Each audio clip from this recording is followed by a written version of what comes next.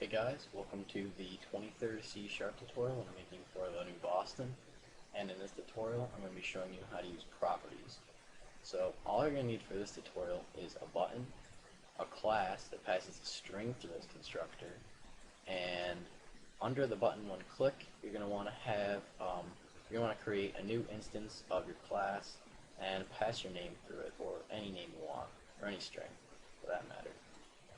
Anyways, to create a new property, you're first going to want to type the access modifier that you want for your property. Usually you're going to want to have public, but there are a few access modifiers that we're going to learn later on you may want to use instead, but for right now, just use public. Oops, of course I wrote private. And then you're going to want to decide what sort of variable you want your property to hold. For example, you could put like string or integer or bool or something like that. But for right now, we're just going to use string because we're going to set our property equal to the string that it passes through our constructor right here. And finally, you're going to want to give a name to your property. I'm just going to call it name because that's what it's going to be set equal to. It's going to be set equal to my name, which is what we pass through here. And then you're going to want to put two curly braces down. And you don't need parentheses right here because it's not a method. There are two keywords that you're going to want to know. The first is called get, and if we were to type get right here, this will allow the user to read from the property. And the second is set. So if we type set down, that will allow the user to write the property or change the value of the property. And if we delete set right here, that will make it a read-only property, which you may want in some cases. Put set right back there. Alright, now we're going to set this property equal to the string that it passes through this class right here. And we put the name. And then we're going to have it display that property in a message box. So we can do message box.show our class name dot name. Alright, and as you can see right there, that little hand pointing to the notepad, that is the icon for a property. And I'm sure you've seen that before, like on the properties panel right there. Alright, and we don't need parentheses right there, like I said before, because it's not a method. So now when we debug, we should get Adam in the message box because we're passing the string Adam through the class. And in the constructor right here, we're setting our name property equal to the string that it passes through, which is Adam. And then we're displaying that property in a message box. Yep, Adam. Alright, so you can put access modifiers on these properties, or on this get and set right here. So defaultly, they're the same as whatever you set the entire property to. So since this is public right here, these are both public. But say we want to make this set private, so we would just put private in front of it. And what this will do is it will only allow the user to change the value of the property inside of this class. And this is fine right here because it is inside of this class. But if we try to change it outside of this class, like we do mc.name equals and then, well, anything, we'll get an error, and it says the property or indexer mynamespace.myclass.name cannot be used in this context because the set accessor is inaccessible.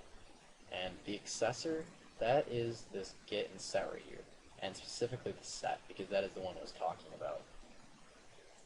So I'm just going to go ahead and delete that right there.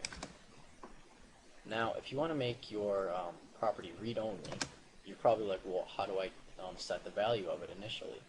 Well, in order to do that, you're just going to want to go ahead and put curly braces right after your get keyword.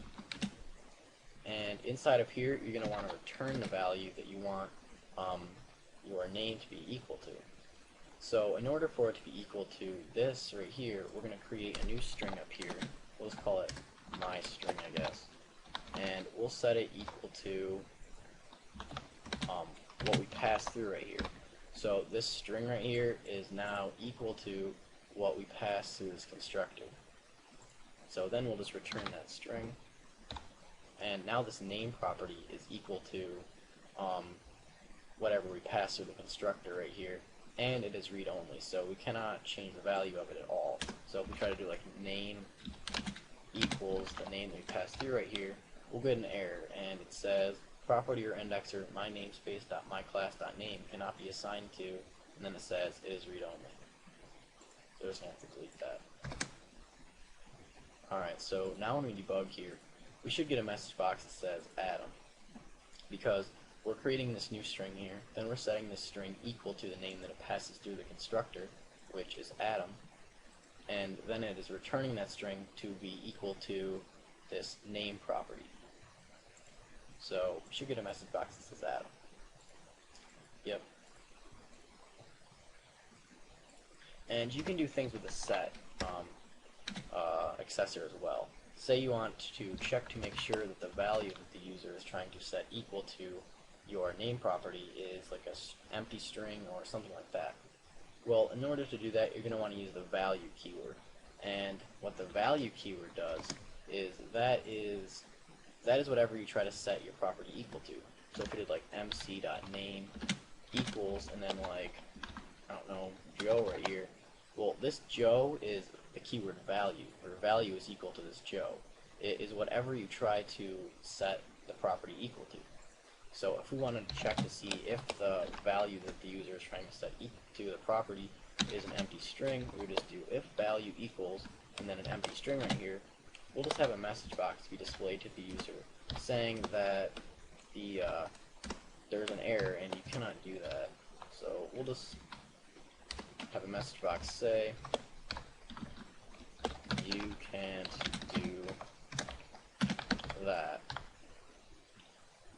Alright, so if we try to set this equal to an equal string right here, or empty string right here, we should get a message box saying you can't do that. Yep, can't do that. Stop debug.